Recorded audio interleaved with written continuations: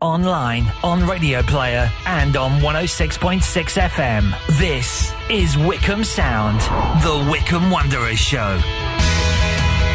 Welcome to what was due to be the final Wycombe Wanderers Show of the season, but we've been granted an extension and we're going into extra time. It's like watching a Wycombe game. Going to 96 minutes, and we'll be back next week. More on that in a few moments' time, but plenty to look at this week with Bob and myself, including your trip to Middlesbrough. Indeed, yes, and what a trip it was. A 3-0 victory. I didn't really see that coming. We will be hearing the thoughts as well from Gareth Ainsworth after the game, and also David Stockdale. Plus, part 2 of Bob's chat with Rob Couhig. If you listened last week, you'll know that he's a big fan of hot dogs. He can recommend the hot dogs. Yes, he's a very big fan of hot dogs. We will be hearing more about how the Couhigs got into English football, because it was a little bit of a bumpy ride, and I think we are actually quite lucky that we did manage to get them, because I think really Rob was about to get on a plane and possibly never come back and think, right, okay, I'm done with English football. But luckily he happened to make a little stop off at Junction 4 of the M40, and the rest, as they say, is history. So we will be hearing more of that story later in the show. That was handy. Cross. Yeah, very good, very good. I'm impressed. You've come out with some good cliches and now a handy crosslink as well. And the show's only, 1.5 minutes old? I was going to... that bodes well for the next 56 minutes, doesn't it? Also, if you've been a fan, and it's hard not to be, of our ex-player interviews throughout this season, and again, big thank you to JDT and Alan Hutchinson of the Ex-Players Association. We've got a fantastic compilation of the majority of former players and managers that we've spoken to over the weeks to play some little excerpts of, and it really, I'm not just saying this, well, I sort of am. It really is a fantastic listen as a fan, and you can get a real flavour of the different stories from the different eras from the club. Really, we should have a competition, if you can identify which ones didn't make the cut. Yes. Although it's not because not for any reason. Well, I was just, it's the way you keep saying, most of them anyway. Yes, well, there's not all of them, because see which ones didn't actually make it. But yes, I'm not quite sure what we could give away, but no. We should have thought about this before the show began. Yeah, it's literally just come to us. So more planning. Yes. So before we kick off, to use more puns and cliches, we're back next week, which is very exciting. We are indeed, yes. So we had hoped to speak to Gareth and broadcast that tonight. However, as you probably have worked out, he is rather busy at the moment in contract negotiations, and so we hope to speak to him either tomorrow or sometime next week, and we will be broadcasting that next Thursday. So we have been granted an extension to the Wycombe Wanderers Show, so there will be one more edition next Thursday between 7 and 8. Very exciting. It's like it's like we're through to the playoffs, isn't it? Indeed, that's exactly how it feels. Yes, and we'll also be playing some of the bits as well that didn't necessarily go to plan, which you could say actually will take longer than an hour, but there you go. No, lots to look forward to. So let's cast our minds back to lunchtime on Saturday, and as mentioned, you were at Middlesbrough. The sort of scene was quite strange in a way, in that mathematically relegation wasn't confirmed. We still need 13, depending on who you talk to, 14 goals, but it couldn't have gone too much better, really. It was incredible, and sort of strangely, and I think I said this the previous week, people were actually sort of like keeping up to date with what was going on elsewhere, as if it might actually happen, and clearly the chances of it really happening were nil. But goodness me, the fact that we were 2-0 up in the first half, certainly, nobody really saw that coming at all. And it was a really exciting game. We played some of the best football I have seen us play all season, just moving the ball around beautifully. And bear in mind as well, it was a horrible day. I know it was a horrible day down here. It was really, really grim. Even the locals were saying how cold and how horrible the weather was on Saturday up in Middlesbrough. The pitch must have been saturated, but we were moving the ball around as if it was on sort of like AstroTurf. It was really, really something to behold. We played so well, and I can't even really say to you that Middlesbrough's players looked like they were on the beach. For a start, this is a Neil Warnock side, and you don't feel that he would have allowed that anyway. Defensively, I will say that they were slightly all over the shop, but actually the rest of them did play well, but we completely deserved our 3-0 victory. And it is so true that it's been said so many times that, if only maybe we could have started the season a bit later, not had those first 7 games, the form that we have been in, would have probably seen us quite comfortably clear, because this is definitely now a team that can compete quite comfortably in the Championship.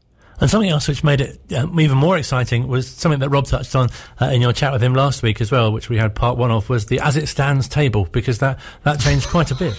It's changed so many times during the game, and as I say again, it was exciting to watch, even though you knew that actually, yes, we were still going to finish below that line.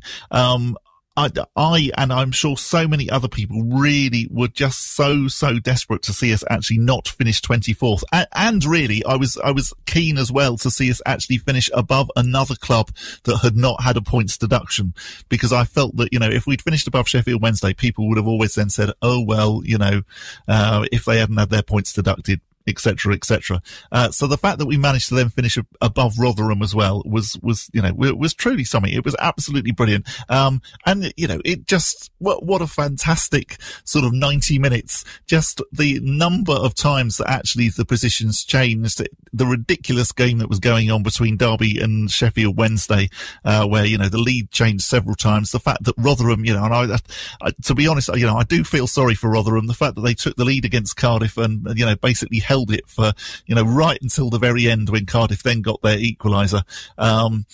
There's part of me that really would have liked to have seen Rotherham survive. But then at the same time, there's another part looking ahead to next season to think, well, we possibly don't need both Derby and Sheffield Wednesday in League One.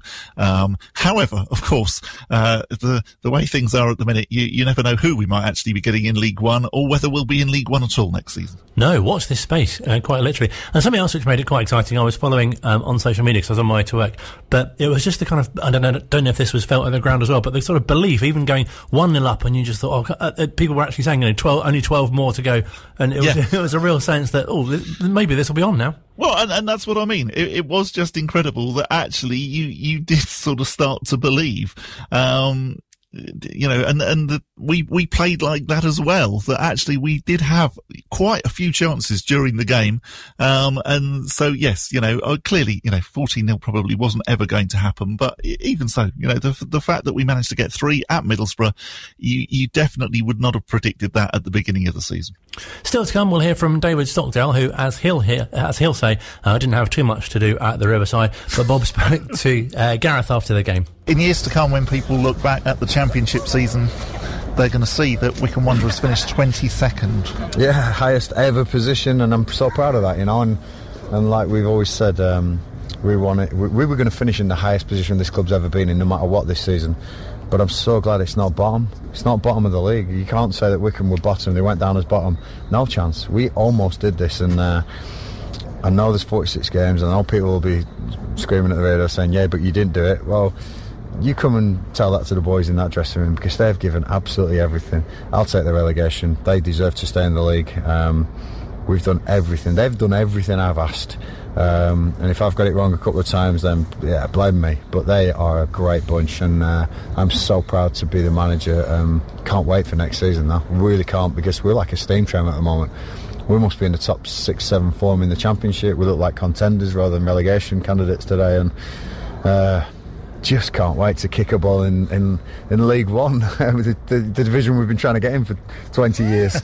We're going into it now, so let's make a mark. We've got a brilliant team in the Couhigs behind me at the scenes, and they're going to back me on signings I want. They're going to back me on trying to bring players in, and just absolutely ecstatic with the results here. I thought it was a brilliant performance, and thank you to everyone this season for your support. You've been nothing but brilliant, as always, since the day I took the job back against Dagenham back in 2012. So come a long way now. Still at the Riverside in this beautiful stadium, and we've just taken a top 10 team to a 3-0 defeat.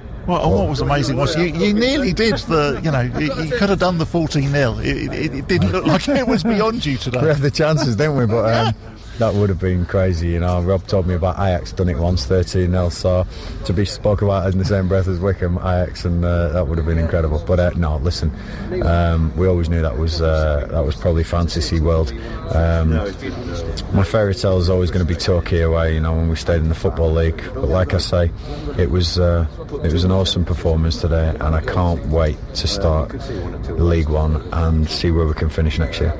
Is there anything that we can read into the fact that Matt Bloomfield came on for the very last couple of minutes? Was that his last performance, maybe in a Wycombe shirt? You know what? That will be spoke about in the summer. He's got a lot to offer. I played to us 43 actually. I played in the Checker trade. I definitely played to us 40. He's only 37. So with me in charge, anyone's got a chance right up to the age of 40, 41. And Matt's been an absolute legend at this club. And if that is the final championship game we have for a few years, I wanted him to be involved in it, because we won't be here for people like him, like Akinfenwa, like Darius Charles, those people who really have gone through the pain barriers for me, and then we've got this new crop now coming through, and they're unbelievable, and people like Curtis Thompson who was going into the non-leagues with Notts County. Yeah. Wow, I mean, just stories like that, Alex Samuel and people like that, it's just phenomenal that half of the team at the end there had played in League Two with me. That's a proud thing for me to say, and proud for me to say, and I can't wait to be back next year. And those players as well have not looked at all out of place this season. Absolutely not. They've grown and grown. We've worked hard, and we're a great bunch. Do you know what? This game's about people. This game's about moments. It's never about money. And I told them that before the game. I said it's moments and people. And you've got a fantastic moment today, and you're with some great people. Go and enjoy that game. And they certainly did. Yeah, well, I just want to say we've had lots of comments this season at Wycombe Sound from people saying how proud they are. I've heard that as well just today. People saying, just incredible. Never expected to come to Middlesbrough and win 3-0. So do pass that on to all of the players and to you as well. Thank you very much. I know you say it often to me how proud of the boys you are. Absolutely. So we're all very proud of you and the boys as well. Thank you so much, everyone. And like I say, very, very proud Wycombe manager, and always will be. You do get quite a glowing feeling after listening to that. Yeah, absolutely. And almost slightly emotional, and Gareth looked a bit emotional, and I felt a bit emotional. It was just a wonderful achievement for, yes, I know people could be listening to this just thinking, well, what are they going on about? They got relegated. They finished 22nd, but 22nd in the championship. If you'd said that to someone travelling down to Torquay, all those years ago, they would not have believed you that we would end up finishing 22nd in the championship a few years later. And so narrowly, being relegated, we nearly avoided it, even though for a lot of the season, it didn't look possible at all. And really good news which emerged on that day as well was that David Stockdale signed for another year. He spoke to Bob after the game as well. What a fantastic way to end the season. I know that we've been relegated, but 3-0 at the Riverside. I said, look lads, smile the way through the whole game and enjoy and express yourself, and that's exactly what they went and did. I just basically stood there for 93 minutes and watched an exhibition, and the people that wrote us off, they might have the laugh that, I told you were down, but no one would ever guess this. I think we was on 19 points at one point, and to get to 43 and push a few people and have a few nail-biting moments, and we're the gaffer just talks about every day what's next, and speaking to the hierarchy and Rob and Pete and the gaffer, and I'm so excited. And fantastic that you signed for another year. Like I said, it won't. There's no real. When you say you fit in somewhere, I just fit in here. This is my character, and that they let me be. Everyone be who they are, and look, when it comes down to a game, you do the right things, and that is the gaffer and the hierarchy let you do it. I nearly had Rob up singing last night, but the gaffer told me I wasn't allowed to tell him. Oh no, don't you know? Yeah, look, there's always a line, and I like to cross it quite a lot. But there's no doubt that I think Rob would have sung as well. What would he have sung, do you think? It'd have been some bar special or something. Definitely. What was it like this afternoon, standing out there when it was absolutely pouring on you, and just watching the 3-0 against Middlesbrough? I know it wasn't the 14 that we needed, but I'm a Leeds lad. This is normal. We came up here, Neil Warnock said nice weather. I said it's just brilliant. Not great for trying to keep your gloves dry, but luckily the lads did brilliantly and didn't have to do much. No, I mean it was fantastic. It's been fantastic all season. You've been fantastic as well since you've come in. We've had so many people at Wycombe Sound who've been telling us, just how proud. I know he says it all the time. How proud they are of all of the lads. I am, and every lad will tell you the same. The fact that we're in there, not down, we're not bitter. We learnt a lot, and if we can use that as a jumping board for the whole club and the things that are coming on the business side of the club, and to have owners that are not in it to just throw money, like to put a proper infrastructure and to help the gaffer and have this sort of mantra. And as you know, Pete's already wonderfully eccentric, so he goes exactly how we want him, and it's great. It's a great atmosphere and nobody's down. I mean, look, we're gutted that we've been relegated, but we know the reasons why, and we will learn. Really interesting insight into the sort of the dressing room there as well, and how together all the players are. Definitely, and you could tell that actually the whole place was buzzing after the game, even though they had been relegated, and that is Wycombe Wanderers, and I've said it to you quite a lot of times. Actually, I'm always amazed that, particularly actually the games that Wycombe lose, Gareth is always coming out so positive. He's almost bouncing around, sort of like when he's chatting to you, and that really, really comes across that he's clearly just trying to bring the team up. Actually, when they haven't done very well, when they have done well, he just lets them get on with it. And it must be so easy as well to look at the what ifs throughout the season as well, and just think, if yes. only.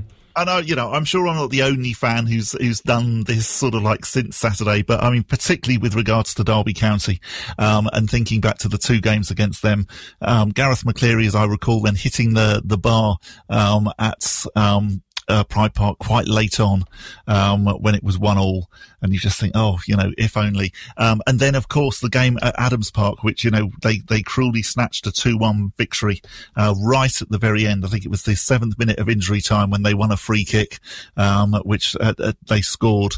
And you just think, if only that hadn't happened, if only the referee had blown up slightly before then, clearly it would have been a completely different story.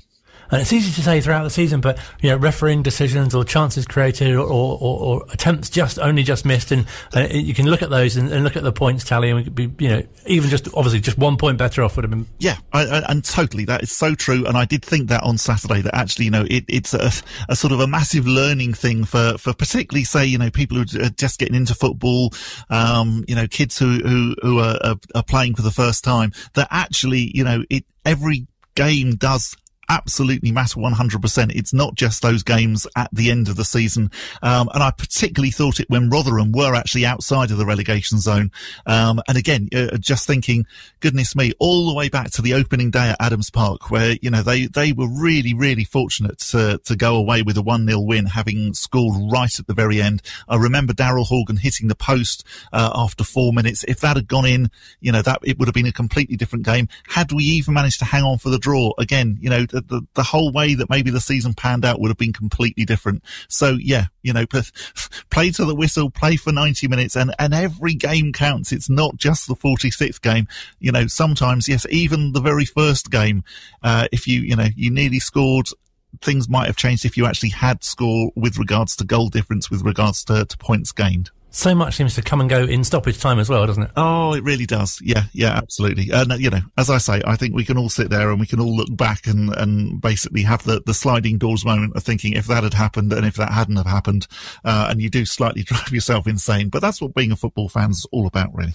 Absolutely. Still to come on what is now, once again, the penultimate Wycombe Wanderers show of the season. Part 2 of Bob's chat with Rob Couhig, the Wycombe Wanderers chairman. That's to come. We'll take a bit of a look as well at some of the contract contracts as well that have been agreed. Who's going, and who's staying, and who's coming.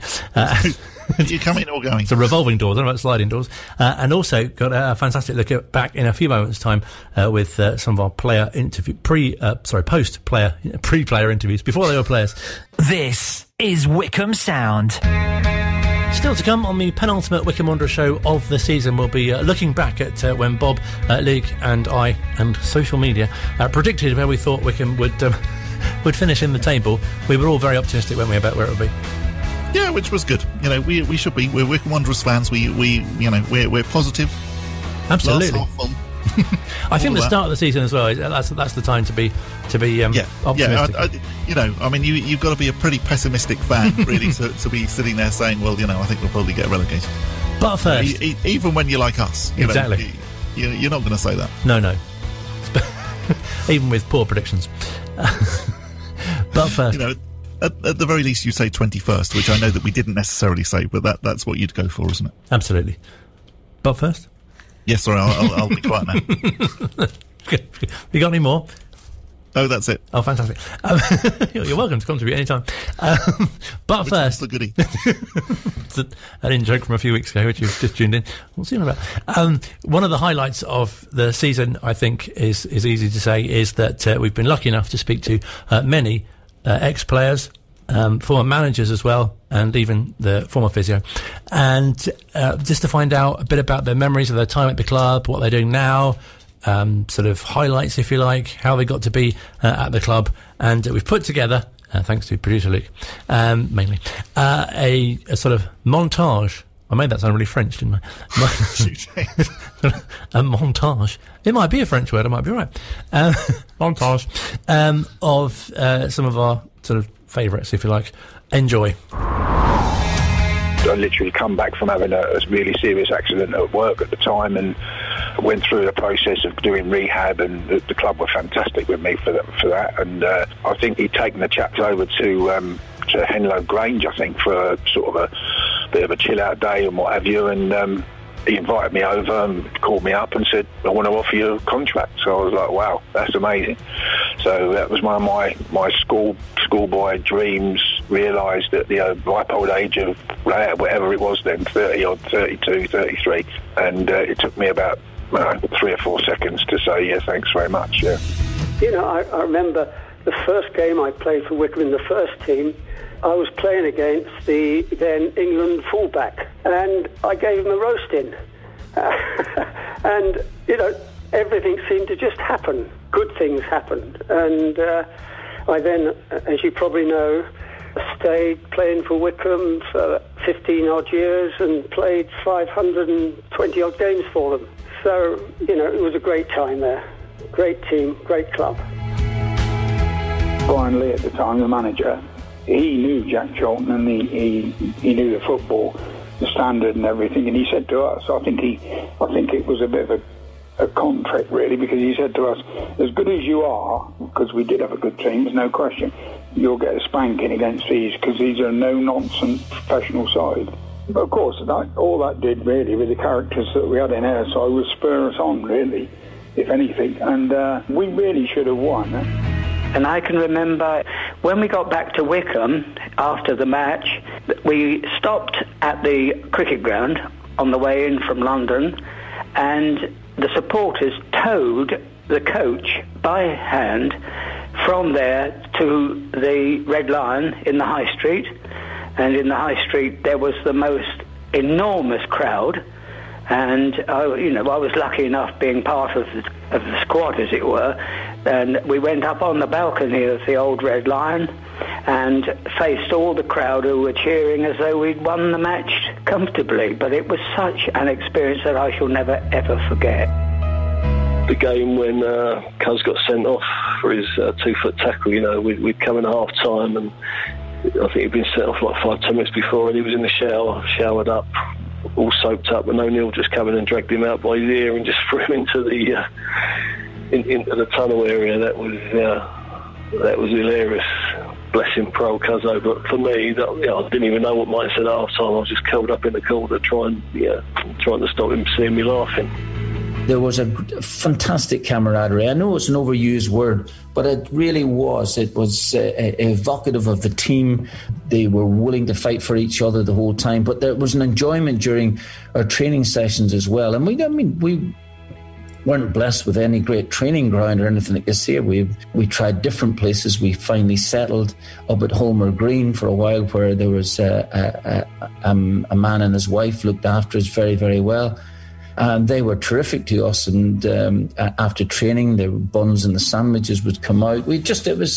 Honestly, it really was a super, super time for us. And of course, with the results going well on the pitch, that helps immensely. And I look back on that there with really fond memories. In the first season, we got through to the last 16 of the Amateur Cup, which of course was always the big thing in those days. We played Marine Crosby, a team from Liverpool, at Lotes Park, a crowd of 12,000.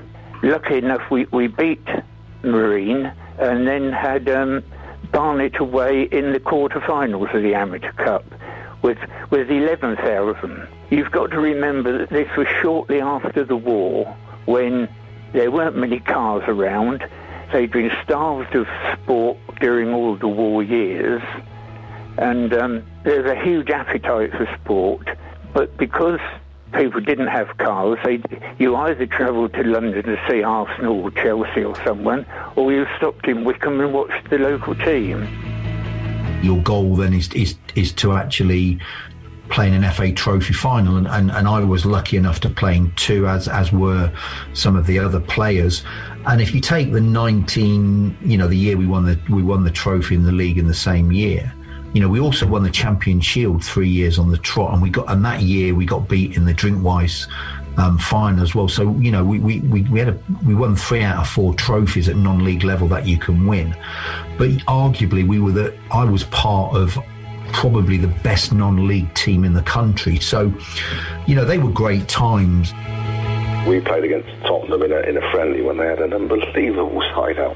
And Glenn Hoddle, Ozzy Ardiles, Ricky Villiers, they were really a first-class team. That was a year, I think, that Clive Allen scored 45 goals or something in the old First Division. So, yeah, it was quite an experience. But, I spent my whole afternoon, I think, backpedaling for Glenn Hoddle's little chips over the top, because he didn't chip anything onto your head of your centre-half. He chipped everything just over your shoulder or just over the back where you couldn't reach it. He was unbelievable, really. His skill level was fantastic.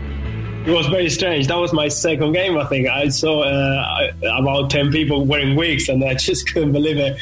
I think my hair was at that time was very, very distinct and very unique. So people, I used to get called all sorts of things every time we play away, but I just took it as banter. And then the Wycombe fans really took it to their heart, and then they started selling some wigs in the club shop. John was fully aware of my deficiencies, but he looked at my strengths and said, "Okay, what can I get out of this kid? What can he bring to the team?" And that's a fantastic quality in a manager. And I was able to do well, and the team was able to do well. Most importantly, I was top scorer for a few years, but when you play with good players, it does help. They put good crosses in and make good chances for you, and obviously, I scored the first goal at Adams Park as well against Nottingham Forest. I think that was, how long was that? 30 years ago? It's a long time ago now. So, it was really pleasing. That, of course, is really what my philosophy was at the club. Wycombe Wanderers is for people in Wycombe, first and foremost. And it's only when we can't find them in Wycombe that we might go out to Marlow or Maidenhead. You know what I mean? That was my thinking. And let's make it our club, let's make it the town club. But you get the grammar school, obviously, is rugby, so that wasn't going to produce anything. And the other schools were all in a bit of a mess. So I was disappointed with the number of local players we had, really. I think the week before we lost 3-2, I didn't play in that game. I had a virus for about 4 or 5 days during the week building up to the Sutton home game, and I came to the ground. Martin said, "Are you okay to play?" I said, "I'm okay." David Jones and the doctor said, "I don't think he should play because I lost half a stone." And funny enough, I went in and watched the Grand National while the game was on, because I was so devastated that I couldn't play. And but then I think we played Woking during the week, drew 0-0, and then Martin changed the team completely because we lost at that game, and he thought he'd go for it. And we were so hyped up for this game. It was, I mean, Martin says to me now, he said it's in his top 5 games of all time since he's been a manager. And I think, really? And he's quite genuine when he said it was in his top 5 games. That Sutton away game, which we won 4-0, and I was very lucky to score 2 goals, and I think go down and do as one of the worst celebrations you've ever seen in football as well. The resilience in that group, how many replays we went through, I think 2 or 3. I think Millwall, Grimsby and Wimbledon all went to a replay during that. And then to play Leicester, beat them away. And of course to lose against Liverpool, but in a very respectable fashion, if there is such a thing when you lose. It just was... It was the moment for me as a footballer outside of, and I still put this above playing for my country being the next big thing. But those are the 2 peak moments in my soccer playing career. It was very exciting, 90-odd thousand packed house, wonderful. Coming up the tunnel was incredible. You come out in, through the opening and onto the pitch, and the roar was something to behold. It was amazing. Wonderful memories. This letter arrived from the surgeon, and it was all typed as they officially are. And at the bottom, there's a very big bold ink signature, and underneath it said, "What a remarkable recovery. What a remarkable man." And I think that just summarises the types of people that worked and played for Wycombe Wanderers. I remember Brian Lee took me to one side and he said, "Remember, it's not quantity, it's your quality of life." And basically he said, if I joined Wycombe, I would be an England amateur international. And true to his word, within a couple of months of signing for Wycombe, I'd won my first amateur international cap. I think we played it at Wycombe, actually. It was against Republic of Ireland, I think. And then I was was able to get a goal with about 5 minutes to go, and it was incredible. The whole tent full with Wycombe fans, scarves, banners, mums, dads. It just went crazy. The whole end went just ballistic, and it was a fantastic feeling, and I hoped it wasn't just going to be that. We were all desperate to keep that cup run going, and even if we could have taken it to extra time or penalties or something, just because we enjoyed thoroughly the run, the trip, the adrenaline-filled sort of journey that it was. Obviously, that Bury one sticks out because it was my first senior hat trick.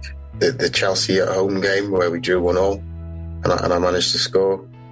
Charlton away, where we won 1-0, would be one that sort of stuck in my mind, and Fulham away, where I think we won 2-1, and I was fortunate enough to score again. We were able then to see the game through, and the atmosphere afterwards, with the home supporters was fantastic, and I think everybody that was, associated or involved in that game will never forget it. Certainly that Wycombe team was a very, very strong team, but probably no stronger than Brian Lee's teams all across that era. It's just that you've got to give yourself the opportunity of being able to play in something like an FA Cup game or amateur cup final or whatever, to see if you can meet those expectations. Alan Phillips rounding things off, who was the captain, of course, of the FA Cup third round team who played against Middlesbrough, speaking ahead of the final game of the Championship season against Middlesbrough. It was really fantastic to hear that. That was a great listen as a fan, and obviously as someone who did a lot of interviews as well. But some really great memories. Obviously, I think speaking to Martin O'Neill has to be my favourite. Mark West was brilliant to hear from. Sergio Torres was great. Mark Rogers really enjoyed as well, and also Keith Ryan were all highlights. But also fantastic to hear from some of the older players as well. Yeah, and thank you so much, as you've already said, to the Ex Players Association, because we couldn't have done any of that without them. Just brilliant. Sergio Torres, definitely that was a favourite. The Martin O'Neill bit, I'd forgotten how good the Martin O'Neill one was already. But just the fact that he was then talking about the couple who used to be near the training ground, who then bought out the buns, and it was just like, you can see how much football has changed in a relatively short time. That I'm sure that if somebody bought buns to the training ground now, they would probably be quite politely shown the door. Bearing in mind the training grounds out at Booker, they probably from the garden centre. They could have brought across some buns, probably from there. Yes, as one of the planes flew over, they could drop some buns in.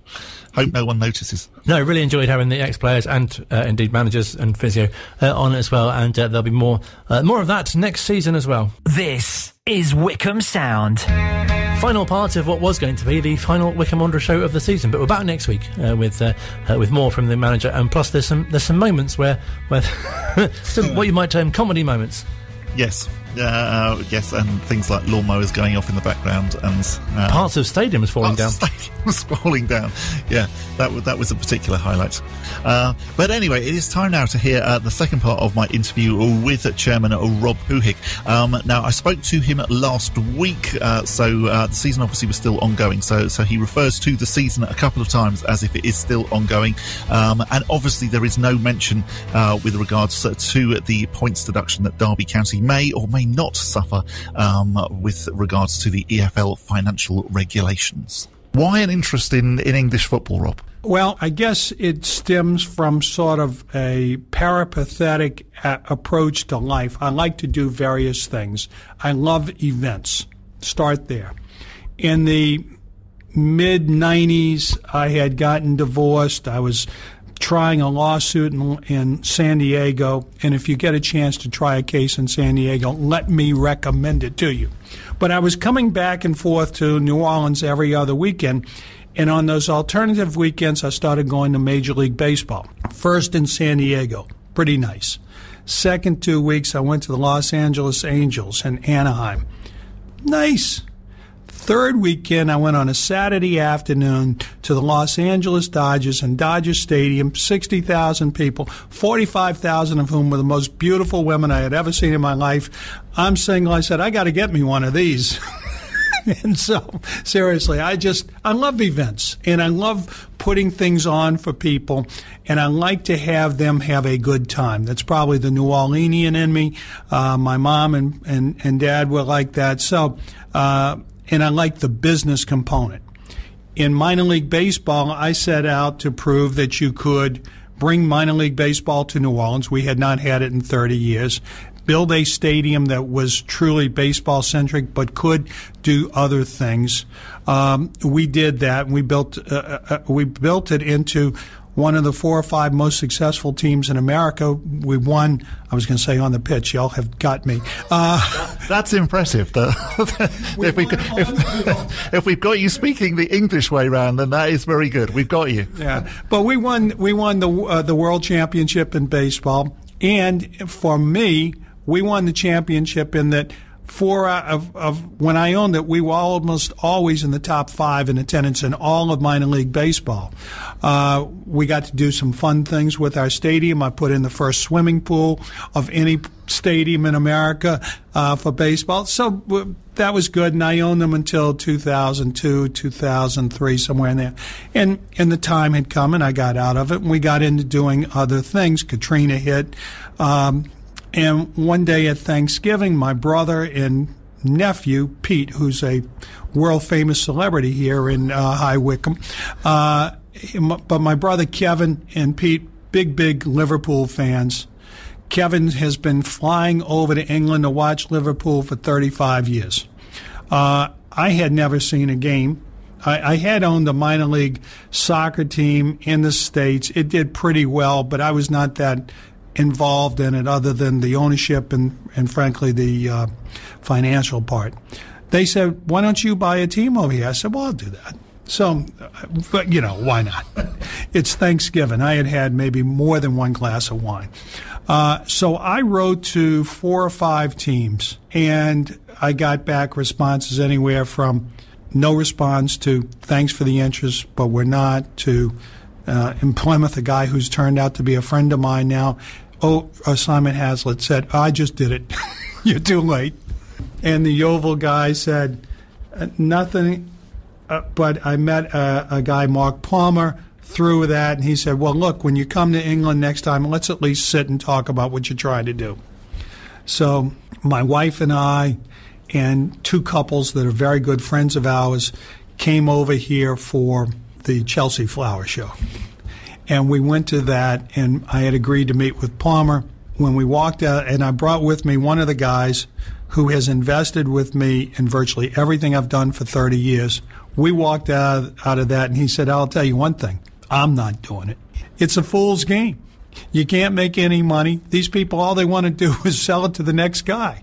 And I said, well, I don't know. I think I might. He says, well, just don't put my name on anything. And so we had a good laugh, but I was very interested. By coincidence, the next day, we drove up to Oxford to look at the team. And my buddy Dick said, well, y'all go. I'm not going. There's nothing in Oxford for me. But one of the girls on the trip, it was a high executive for Madison Square Garden. So she and I toured, Missy and her husband wandered around Oxford while she and I toured the Kazam Stadium. And we finished, and we had a nice meeting with the folks there. And she turned to me and she said, if I was you, I wouldn't do it. I said, why not? She said, single worst lease I've ever seen in my life. And I said, okay, good enough for me. And I thought it was done.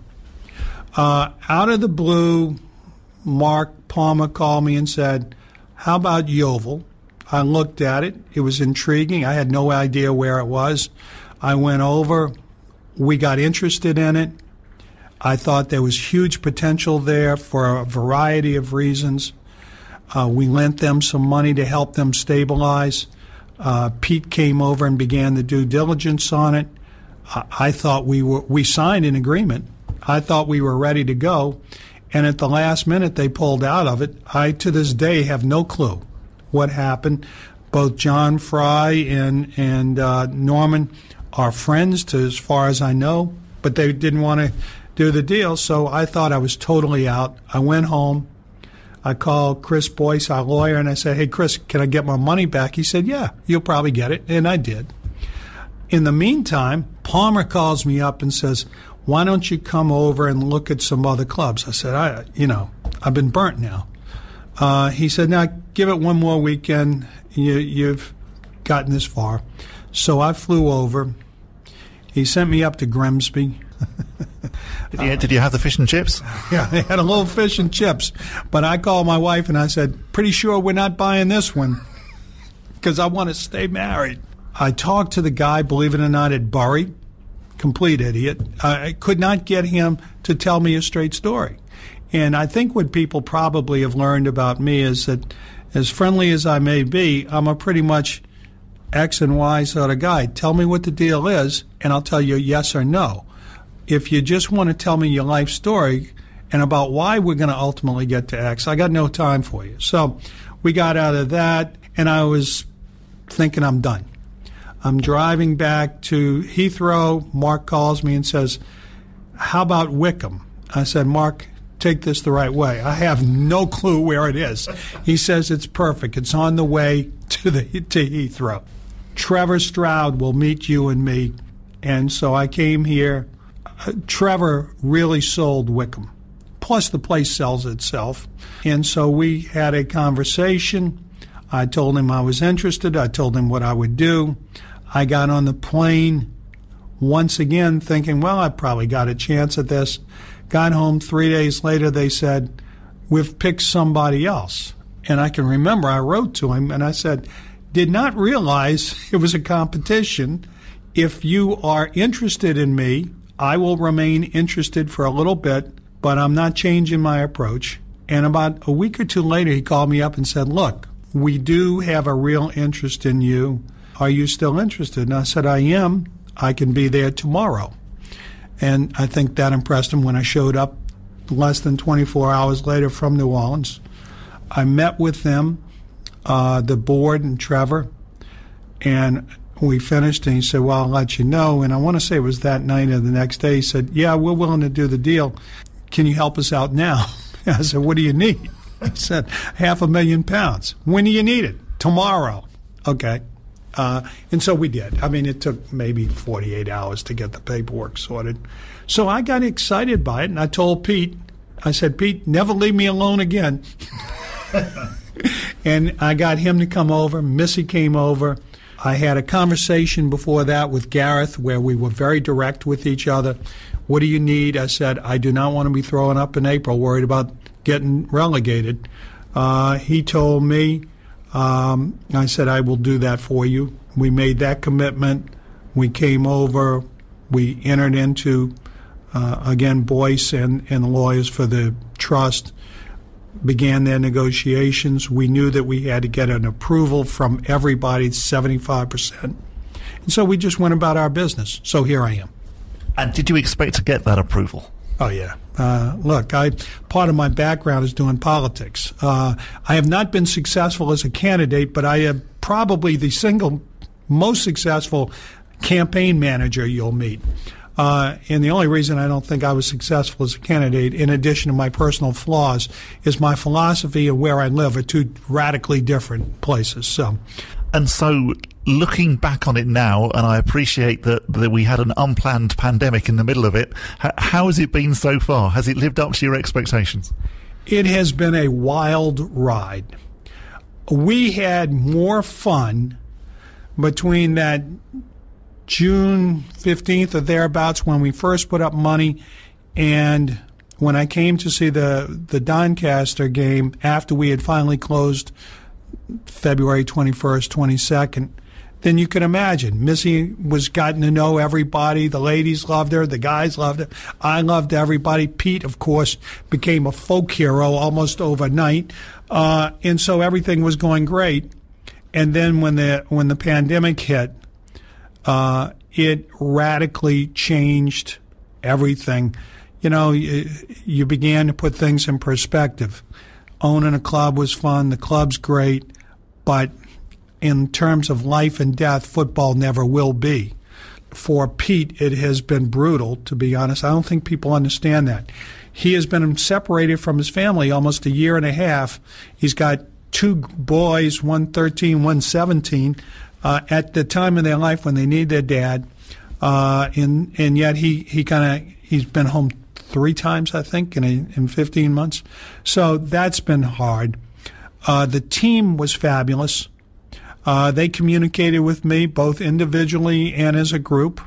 The manager and his staff have been fabulous. We probably, Gareth and I, because I'm not one of these guys who goes to the training ground and hangs around, but as a result of this, he and I had to communicate in a way, and we did a lot. So we've gotten to know each other very well. The staff here did incredibly. It was a small staff to begin with. It became much smaller as a result of the pandemic. They trudged on. Matt Cecil, who you know is our media guy, all of those guys did fabulous. But there was a certain lack of connectivity, if that's the right word, being 4,500 miles away. You're cheering for them. You're watching iFollow or you're watching on ESPN. We had everybody at my house wearing their mask when we were in the playoffs. I would be lying if I said it's been the most fun time. But it has certainly been among the most satisfying of times, because where we are today compared to where we are when I first met Trevor as a club, I think are night and day. When we met, the club, I don't know if this is right or not, or just what they tell me, but when you look at the financials, it was certainly looked like it. They were within days of administration. Literally had run out of money. And they had several big notes coming due. Today, I don't think there are a handful of clubs that are in better economic shape than we are. In part, it's because of our management. In part, it's because we were very fortunate on some business interruption that Ian Kiesner had gotten before the pandemic, and we're one of probably less than 10 clubs that had it. We've got a good staff that put the claim together. We cut our costs where we could. We put a quality team on the field. We got very fortunate. We got into the championship. That brought economic good times as well.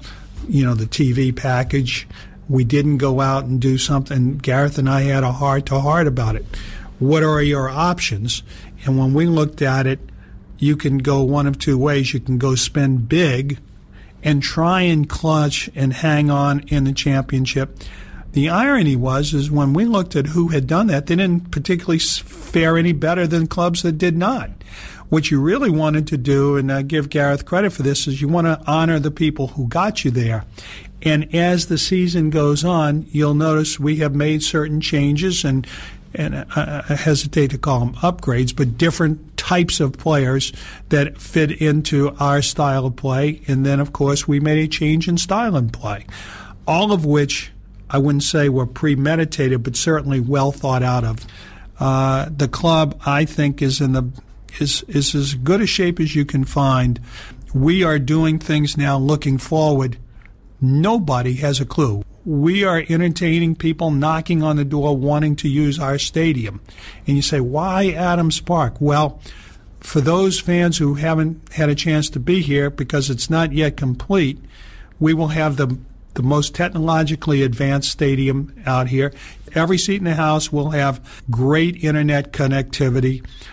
We will have you saw, if you watched on TV, the boards, or the perimeter boards, those were rented from a Premier League team.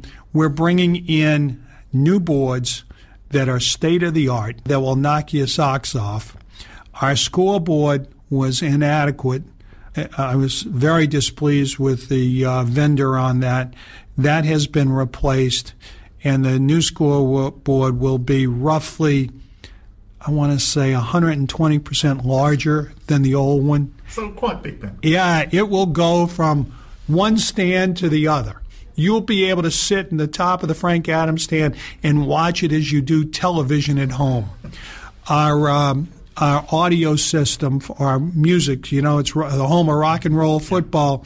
You will not be able to turn it to 11, up to 11 in our stadium, because nobody would be able to handle the noise. These will be the finest speaker systems of any park of its size. Our food system, I said early days that I'm a guy who likes to go to a game, not because I necessarily enjoy the specific sport, but I love the event. We've got a new chef in who's got new foods, drinks, and the like. Most importantly, you'll be able to order your food and drink instead of getting in the queue at halftime along with 9,000 other people. You will have gone on your iPhone or your smartphone and ordered your food. You'll just go to a pickup point, all done paperlessly. You'll pick up your food and drink, and off you go. And so that's wildly improved. Little things that I am fascinated with, and I don't know that anybody else is. You'll be able to come into our stadium ticketless every place. The fan experience will continue to be impressive. It's wild. It really is. All of those things that you talk about, actually, and you say possibly it's only you that's interested, but all of those things matter. And if you get in that queue at half-time and you still haven't got served by the time that the team are out in the second half, that's really annoying, especially if you miss a goal. I learned that, incidentally, and you're an American baseball fan. In American baseball, when we built our stadium, you were able to watch the action as you were buying your hot dog because you're going to be there 3 hours. And baseball's a little bit like soccer in that when something happens, all of a sudden it happens. But they had the big jumbo screen where you could watch it happen again. Nobody got too hung up about it. Here, you don't want to miss a moment. And so we have to cater to our fan base to make sure that when the football is on, they can be on. I always think of it that actually baseball and cricket are very similar like that, in that actually it doesn't matter if you miss a bit of the action, whereas actually our two football codes are exactly the same. You go along, you want to watch the whole thing. Absolutely. That's probably the thing that makes them most similar, is that you don't want to miss a moment of it. Great to look forward to next season as well, hearing from Rob. Of course, this week as well, the difficult decision, I'm sure, for a manager with the contracts and saying who's staying and who's going. And I guess obviously stand out with Ryan Alsop and Darius Charles as well. Yes, indeed. It's always a sad notification to get on the club website, isn't it? Yes, Ryan Alsop, Cameron Yates, Giles Phillips, Darius Charles and Adron Giorgio's contracts are not to be renewed. However, the club has exercised its option to extend the contracts of Curtis Anderson, Malchi Linton and Anis Mameti for a further year, and also James Clark for 6 months. The club say that discussions are ongoing with the futures of other players, including Adebayo Akinfenwa. All of the loanees have now returned to their parent clubs, and the club say that they thank all the departing players for their efforts. But as you say, definitely very sad to see Ryan Alsop and also Darius Charles leave, who've been fantastic servants of the Chairboys. Producer Luke joins us. Hello. from memories of the must have been the first show. The first week you made your predictions, and I have them in reverse order. Colin, you lost. You said lost is strong. 15th place. Oh, I thought I said 14th. Well, not too bad. No. Somebody called Luke. Said 16th place. Oh. Getting warmer. I beat you, that's all that matters. And then sort of a joint first, because social media said 13th to 21st place, and Bob, you said 17th place. So congratulations, Bob, and social media. Thank you very much. That's the best you've done for a prediction this season. Absolutely. Finally, I'm Bob. the closest. Hooray! Well done to you, I think. Yeah. I'm an optimist, you're a realist. Well done. Well, yes, I'm a real optimist. Or something. Join us next week for what will be... Sure. It will. Potentially. Unless something enormous happens, If Derby do get their points deduction or something, maybe we'll go on. We'll be going long into the summer. Indeed, yes. Well, and that's the thing with that. I think it's just going to go and go and go, isn't it? Yes. Join us next week, and possibly the week after, the Wycombe Wanderers Show here at Wycombe Sound.